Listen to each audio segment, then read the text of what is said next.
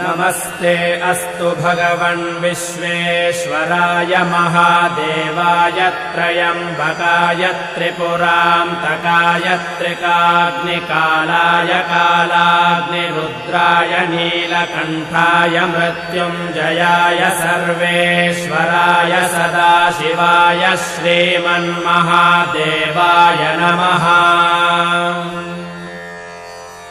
नमो हिरण्यबाहवे सेनान्ये दिशां च पतये नमो नमो वृक्षेभ्यो हरिकेशेभ्यः पशूनां पतये नमो नमः सस्पिञ्जराय द्विषीमते पथीनां पतये नमो नमो बभ्रुषाय विव्याधिनेन्नानां पतये नमो नमो हरिकेशाय योपवीति